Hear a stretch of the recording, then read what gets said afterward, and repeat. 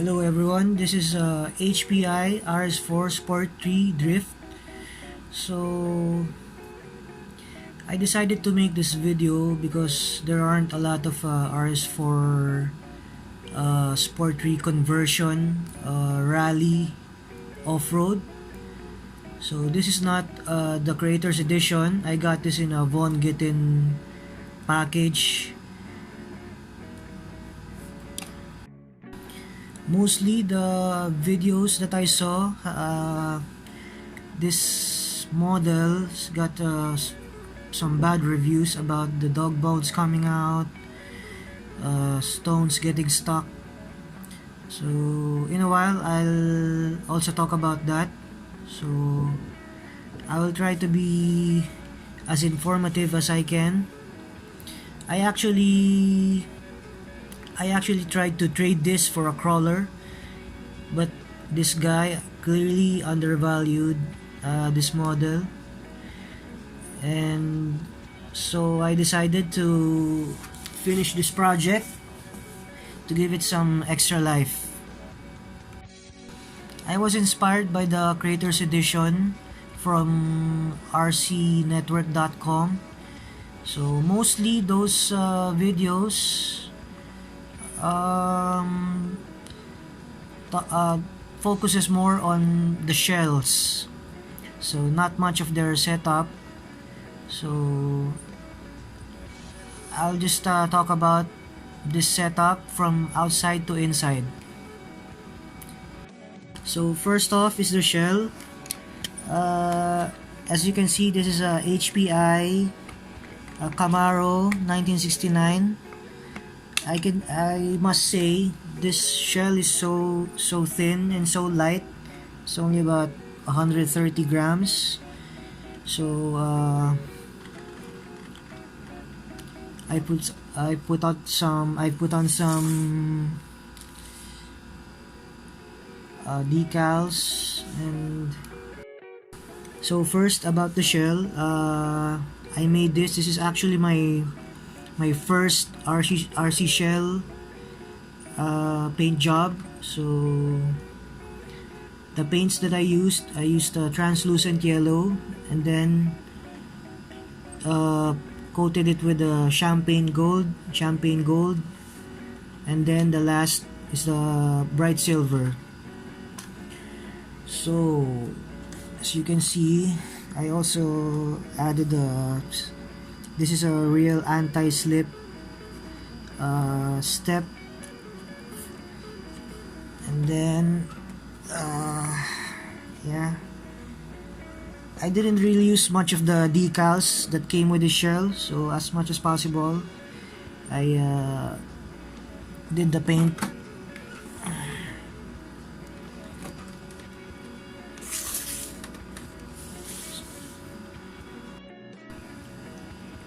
After running this, tested this, it actually handled like a short course truck, more of a short course truck, but not full short course truck handling. So I'm gonna open this up. So there, as you can see, final coating is a bright silver.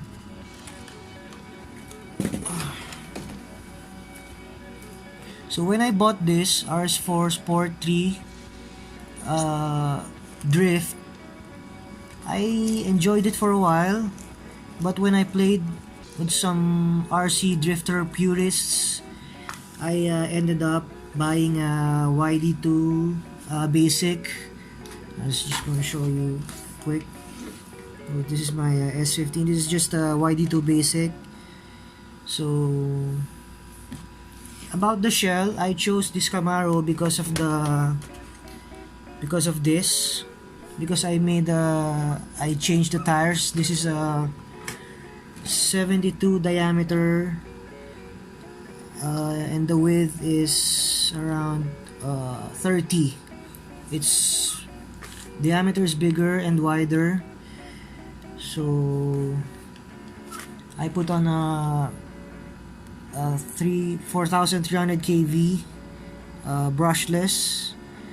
So at first, this brushless, when I used a smaller tire, the smaller tire is not doesn't have enough grip.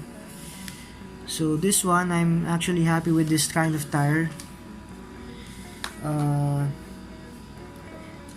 I added some extra foam in it, and it's really for off-road.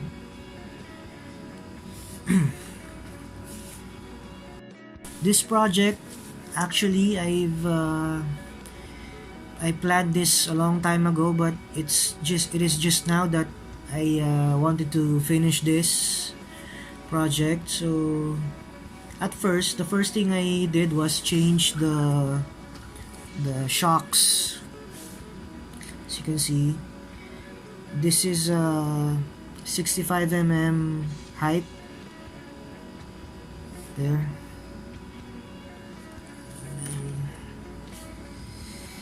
Yeah, the ride height, maybe I think it's around 15 mm. Around 15 mm, yeah. Let's check. So actually around 20. I've managed to get a 20 mm ride height off of it. So yeah. And then the shocks, I used 450 CPS, but I actually made it more thicker. I added some, mixed in with some grease, because I could not buy a thicker one right now due to this COVID era. So if you can see the droop, there's not very small droop left due to the higher ride height. Wait. In order for me to attach the shocks, I needed to yeah, as you can see, I also put under this is a 3M anti-slip, so to prevent scratches. So in order to increase the droop, I needed to use a sandpaper. If you can see this one, to get enough leverage angle, I used a sandpaper this on all sides, 4 sides. Let me show you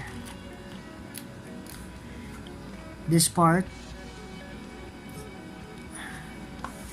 until it can get the right angle.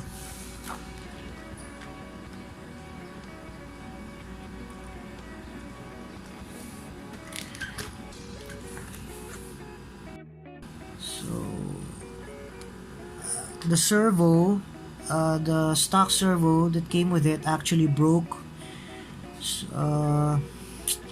so I replaced it with a SPT. I think this is 9 kilo to 12. It's good enough. As you can see in my test outside, it works. So about the issues that plagued this model, first is the dog bones that are coming out. So what I just actually did, what I noticed is the dog bones here are too short. So what I just did is simply adding a little bit of camber. So just a little bit, so you can still use the full extent of your tires. because actually when I ran this, I dialed down the throttle EPA because the 4.3 kV is too fast. You can easily use up your tires. So yeah, just a little bit of camber. So you need to buy one of this rod here. So this is, I also have a spool at the rear, at the front. No, I'm still using the differential, but I made it very light at the front. Yeah, I still haven't experimented adjusting the thickness of the oil here at the front.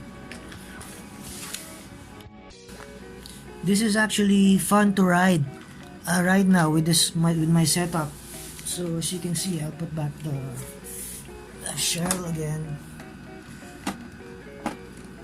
With the bigger and wider and bigger tires, this Camaro is perfect because as you can see, the line here is perfect for the off-road tires.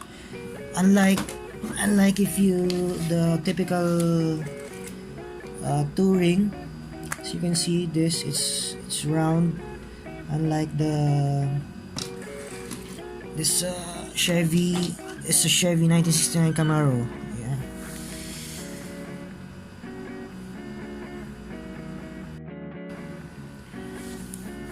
So this project is almost finished. The last thing I'm actually planning to add a roof rack here on top, so just to make it look like safari off-road inspired.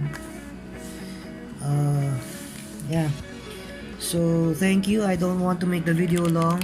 I hope I was very informative, so enjoy.